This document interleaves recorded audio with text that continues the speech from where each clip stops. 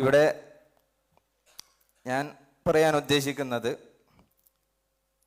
നമുക്ക് എങ്ങനെയാണ് സയൻസിനെ ഡീകൊളോണൈസ് ചെയ്യുക എന്നുള്ളതിനെ കുറിച്ചിട്ടുള്ള വളരെ പെരിഫറൽ ആയിട്ടുള്ള ചില ആലോചനകൾ മാത്രമാണ്. വളരെ ആഴത്തിലുള്ള ആലോചനകൾ ഇവിടെ ഡോക്ടർ മുസ്തഫ അലി സാഹബ് അദ്ദേഹം പങ്കുവെക്കുകയുണ്ടായി. ഹൈഡഗേറിയൻ ഫിലോസഫിയുടെ വെളിച്ചത്തിൽ എങ്ങനെയാണ് ടെക്നോളജി മോഡേൺ സയൻസ് എന്നുള്ള അല്ലെങ്കിൽ മോഡേൺ സയൻസിൽ നിന്ന് രൂപപ്പെട്ടു വന്നിട്ടുള്ള ടെക്നോളജി എങ്ങനെയാണ് പുതിയ ലോകത്തെ, മനുഷ്യരെ, പ്രകൃതിയെ ഒക്കെ ഹനിച്ചുകൊണ്ടിരിക്കുന്നത്, അതിൻ്റെ വളരെ ഭീകരമായിട്ടുള്ള ഹിംസ എങ്ങനെയാണ് നടപ്പിലാക്കിക്കൊണ്ടിരിക്കുന്നത് എന്നതിനെക്കുറിച്ച്, അതിന് കൊളോണിയൽ വെഞ്ചേഴ്സ് എങ്ങനെയൊക്കെയാണ് സഹായകമായിട്ടുള്ളത് എന്നുള്ളതിനെക്കുറിച്ചൊക്കെ വളരെ ഡീറ്റെയിൽ ആയിട്ട് അദ്ദേഹം സംസാരിക്കുകയുണ്ടായി.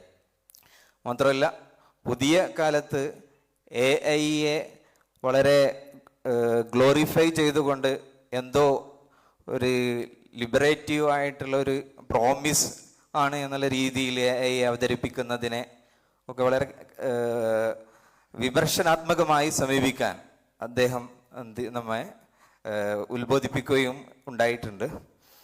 അപ്പോൾ എന്താണ് നമ്മൾ സയൻസിനെ ഡീകൊളോണൈസ് ചെയ്യുക എന്ന് പറയുമ്പോൾ ഉദ്ദേശിക്കുന്നത്?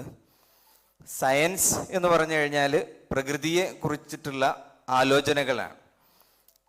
അപ്പം ഈ പ്രകൃതിയെ കുറിച്ചിട്ടുള്ള ആലോചനകൾ സയൻസിനെ കുറിച്ച് നമ്മൾ പറയുമ്പോൾ ഫിസിക്കൽ ആയിട്ടുള്ള യൂണിവേഴ്സിനെ കുറിച്ചുള്ള, ഫിസിക്കൽ വേൾഡിനെ കുറിച്ചിട്ടുള്ള മനുഷ്യ ബുദ്ധിക്ക് സാധ്യമായിട്ടുള്ള രീതിയിലുള്ള അന്വേഷണത്തെക്കുറിച്ചാണ് നമ്മൾ സാധാരണ സയൻസ് എന്ന് പറയാറുള്ളത്. How to decolonise science, that's a basic question. Because this topic is a little bit difficult to talk in Malayalam. This is why I am suffering from some kind of difficulty. And also I am not so fluent in Malayalam. Not fluent in Malayalam means I have not been used to speak at Malayalam occasions or Malayalam venues. This is why I would like to switch to English language only for the discussion of this, how to decolonize science. So science actually means the exploration, how to explore nature or physical world. Physical world means matter, energy, time and space. So to decolonize science means to decolonize our concepts of time, space, matter and energy. So this is actually what has already happened in the Muslim civilization.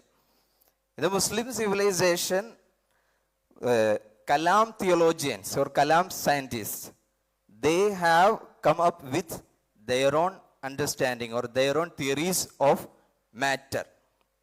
For example, it was the Hyula Sura concept, hylomorphism, that concept of Greek Aristotelian science. Aristotelian സയൻസിൽ ഉണ്ടായിരുന്ന ഹയൂല സൂറ എന്നൊക്കെയുള്ള കൺസെപ്റ്റുകളായിരുന്നു ഒരു കാലത്തുണ്ടായിരുന്നത്. അപ്പോൾ ഈ കൺസെപ്റ്റുകളെ ഡീകൊളോണൈസ് ചെയ്യുക എന്നുള്ളൊരു രീതിയിലേക്കാണ് എന്ത് ചെയ്യുന്നത്, കലാം തിയോളജിയൻസ് പോകുന്നത്. അപ്പോൾ അങ്ങനെ ഈ ഹയൂല സൂറ എന്നുള്ളതിന് തുടർന്ന് തന്നെ വരുന്നതാണ് ടൈമിനെ കുറിച്ചും അതുപോലെ സ്പേസിനെ കുറിച്ചൊക്കെയുള്ള കാഴ്ചപ്പാടുകൾ. അതിൽ അഷറൈറ്റ് ആറ്റോമിസം എന്നുള്ളൊരു കൺസെപ്റ്റ് നമുക്കതിൽ കാണാൻ പറ്റും. ടൈമിനെ കുറിച്ചും സ്പേസിനെ കുറിച്ചും വരെ ആറ്റങ്ങളായിട്ട് മനസ്സിലാക്കുന്ന രീതി. അപ്പോൾ ഞാൻ പറയുന്നത് എങ്ങനെയാണ് നമുക്ക് സയൻസിനെ ഡീകൊളോണൈസ് ചെയ്യുക എന്ന് ചോദിച്ചാൽ അത് ടൈമിനെ കുറിച്ച്, സ്പേസിനെ കുറിച്ച്, മാറ്ററിനെ കുറിച്ച്, എനർജിയെ കുറിച്ചൊക്കെ ഉള്ള നമ്മുടെ അണ്ടർസ്റ്റാൻഡിങ്ങുകളെ റീഡിസ്കവർ ചെയ്യുക, അതല്ലെങ്കിൽ അവയെ ഇവാലുവേറ്റ് ചെയ്യുക എന്നുള്ളതാണ്. ഇത് നമ്മുടെ ചരിത്രത്തിൽ തന്നെ നമുക്ക് എന്ത് ചെയ്യാൻ നമുക്ക് കാണാൻ കഴിഞ്ഞിട്ടുണ്ട് അല്ലെങ്കിൽ കാണാൻ കഴിയും എന്നുള്ളതാണ് ഹൗ ടു ഡീകൊളോണൈസ് സയൻസ് എന്നുള്ളതുകൊണ്ട് ഞാൻ നമ്മൾ ഇവിടെ പറയാൻ ഉദ്ദേശിക്കുന്നത്.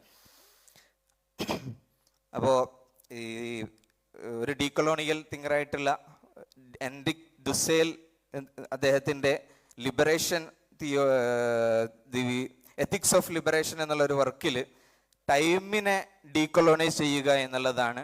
ടൈമിനെ ഡീകൊളോണൈസ് ചെയ്യുക എന്ന് പറയുമ്പോൾ ടൈമിൻ്റെ ഭാഗമായിട്ടാണ് ഹിസ്റ്ററിയും വരുന്നത്. ഹിസ്റ്ററിയെ ഡീകൊളോണൈസ് ചെയ്യുക എന്നുള്ളതാണ്. അപ്പോൾ ടൈം എന്ന് മനസ്സിലാക്കുമ്പോൾ ടൈമിനെ ഒരു ഹിസ്റ്റോറിക്കൽ ടൈമായിട്ടും ടെമ്പറാലിറ്റി എന്നുള്ള രീതിയിൽ നമ്മൾ എന്ത് ചെയ്യുന്നുണ്ട് മനസ്സിലാക്കണം.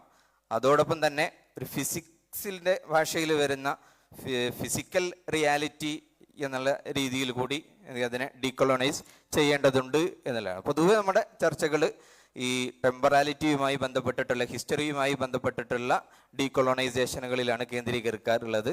അതിൽ നിന്ന് അത് മാറി എന്നല്ല, അതോടൊപ്പം തന്നെ നമുക്ക് ഫിസിക്കലായിട്ടുള്ള ടൈമിനെ കുറിച്ച് കൂടി അതിനെക്കുറിച്ചിട്ടുള്ള ആലോചനകളോട് ഫിസിക്കലായിട്ടുള്ള സ്പേസിനെ കുറിച്ച്, ഇപ്പോൾ സ്പേഷ്യോ ടെമ്പറാലിറ്റിയെ കുറിച്ചൊക്കെയുള്ള ആലോചനകൾ അത് ഫിസിക്സിൻ്റെ ഭാഷയിൽ കൂടി ഉള്ള ഡീകൊളോണൈസേഷനെ നമ്മൾ വിധേയമാക്കേണ്ടിയിരിക്കുന്നു എന്നുള്ളതാണ് ഡീകൊളോണൈസിങ് സയൻസ് എന്നുള്ളത് കൊണ്ട്, അല്ലെങ്കിൽ ഡീകൊളോണൈസിങ് സയൻസ് ആൻഡ് ടെക്നോളജി എന്നുള്ളത് കൊണ്ട് നമ്മൾ ഉദ്ദേശിക്കുന്നത്.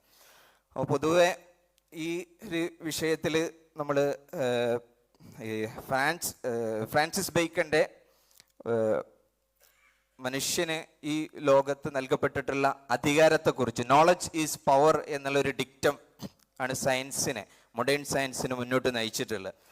അപ്പോൾ ഈ നോളജ് ഈസ് പവർ എന്നുള്ളത് കൊണ്ട് ലോകത്തെ മൊത്തം ഭരിക്കാനുള്ള ഒരു അധികാരം ലഭിച്ചു എന്നുള്ളതുകൊണ്ട് അതിനെ യാതൊരു കൺട്രോളും അൺകൺട്രോൾഡ് ആയിട്ടുള്ള എക്സ്പ്ലോയിറ്റേഷന് വിധേയമാക്കുക എന്നുള്ള രീതിയിലേക്കാണ് മോഡേൺ സയൻസ് പോയത്. അതിൽ നിന്ന് മാറി നമ്മൾ കസ്റ്റോഡിയൻസ് ആണ്, നമ്മൾ ഖലീഫയാണ്. ഈ പ്രപഞ്ചത്തിൽ നമുക്ക് നോളജ് നൽകപ്പെട്ടിട്ടുണ്ട്. വഅല്ലമ ആദമൽ അസ്മാ കുല്ലഹ, അസ്മാന് നമുക്ക് നൽകിയിട്ടുണ്ടെങ്കിൽ നമ്മുടെ ഖിലാഫത്ത് എന്നുള്ള ആ ഒരു ഉത്തരവാദിത്വം നമ്മൾ നിർവഹിക്കുകയാണ് ശരിക്കും സയൻസിലൂടെയും ടെക്നോളജിയിലൂടെയും നമ്മൾ ചെയ്യേണ്ടത്. അപ്പോൾ ഹൈഡഗർ സൂചിപ്പിക്കുന്ന അത് നമ്മൾ പുതിയ മോഡേൺ സയൻസിൽ അതിൻ്റെ ടീലിയോളജിക്കലായിട്ടുള്ള ഫൈനൽ കോസ് എന്നുള്ളൊരു കാഴ്ചപ്പാട് നഷ്ടപ്പെടുകയാണ്. എന്തിനാണ് നമ്മൾ സയൻറ്റിഫിക് ആയിട്ടുള്ള എൻ്റർപ്രൈസിൽ എന്ത് ചെയ്യുന്നത്, എൻഗേജ് ചെയ്യുന്നത്? അപ്പോൾ അതിൻ്റെ ഒരു ഫൈനലായിട്ടുള്ള ഒരു എൻഡ് ഉണ്ട്, അതിൻ്റെ ഒരു ലക്ഷ്യമുണ്ട്. ആ ലക്ഷ്യം എന്തായിരിക്കണം എന്നുള്ളതിന് പൊതുവെ പണ്ട് കാലത്ത് ഒരു അരിസ്റ്റോട്ടീലിയൻ സയൻസിലൊക്കെ, അല്ലെങ്കിൽ അരിസ്റ്റോട്ടീലിയൻ എന്നുള്ളത് നമ്മൾ പറയുമ്പോൾ പോലും നമ്മളൊരു തരത്തിലുള്ള ഒരു കൊളോണിയൽ ഒരു ഭാഷയിലാണ് നിൽക്കുന്നത്, അരിസ്റ്റോട്ടീലിയൻ എന്ന് പറഞ്ഞിട്ട്. കാരണം അരിസ്റ്റോട്ടീലിയൻ അല്ലെങ്കിൽ അരിസ്റ്റോട്ടിലിൽ നിന്ന് വന്നിട്ടുള്ള സയൻസിനെ പിന്നീട് ഒരുപാട് ആളുകൾ അവരുടേതായിട്ടുള്ള ഇടപെടലുകൾ നടത്തിയിട്ട് സ്വീകരിച്ചിട്ടുണ്ട്. അപ്പോൾ അന്നൊന്നും അരിസ്റ്റോട്ടീലിയൻ സയൻസ് എന്നുള്ള രീതിയിലല്ല മുസ്ലിം ലോകത്ത് അതിനെ പരിചയപ്പെടുത്തിയിരുന്നത്. മറിച്ച് നമ്മൾ നേരത്തെ പറഞ്ഞതുപോലെ കലാം തിയോളജിയൻസിനെ പോലെയുള്ള ആളുകളുടെയൊക്കെ എൻഗേജ്മെൻറ്റിലൂടെ രൂപപ്പെട്ടു വന്നിട്ടുള്ള ഒരു തബീഇയാത്ത്, ഫിസിക്കൽ സയൻസസ് എന്ന് പറയാം, അല്ലെങ്കിൽ ഹന്തസ, അങ്ങനെ വ്യത്യസ്ത ആസ്ട്രോണമി ആയിട്ടും ജോമെട്രിക്കലായിട്ടൊക്കെ ഉള്ള വ്യത്യസ്ത സയൻസുകളാണ് ഉണ്ടായിരുന്നത്. അപ്പോൾ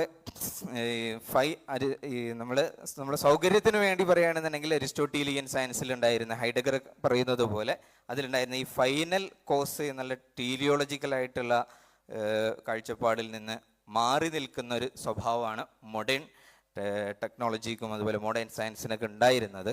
അപ്പോൾ നമ്മൾ വീണ്ടും തിരിച്ച് ഒരു എത്തിക്കലായിട്ടുള്ള ഈ ഒരു ടെസ്റ്റീഷിപ്പ് പാരഡൈം എന്ന് ത്വാഹ അബ്ദുറഹ്മാനൊക്കെ പറയുന്നത് പോലെ നമ്മൾ അതിലേക്ക് സയൻസിനെ കൊണ്ടുവരിക എന്നുള്ളതാണ്. അപ്പോൾ ഒരേ സമയം സയൻസിനെ നമ്മൾ ക്രിറ്റിക്കലായിട്ട് അനലൈസ് ചെയ്യുന്നതോടൊപ്പം തന്നെ സയൻറ്റിഫിക്കായിട്ട് നമ്മൾ നമ്മുടേതായിട്ടുള്ള സംഭാവനകൾ കൂടി അതിലേക്ക് കൊണ്ടുവരിക എന്നുള്ളതാണ് നമ്മൾ ഈ ഫെസ്റ്റ് കൊണ്ട് ഉദ്ദേശിക്കുന്നത്. അതിനുള്ള തൗഫീഖ് അല്ലാഹു സുബ്ഹാനഹു വ തആല നമുക്ക് നൽകട്ടെ എന്ന് പ്രാർത്ഥിച്ചുകൊണ്ട് ഞാൻ നിർത്തുന്നു. വാഖിറു ദഅ്വാനാ അൽഹംദുലില്ലാഹി റബ്ബിൽ ആലമീൻ. അസ്സലാമു അലൈക്കും വറഹ്മത്തുള്ളാഹി വബറകാതുഹു.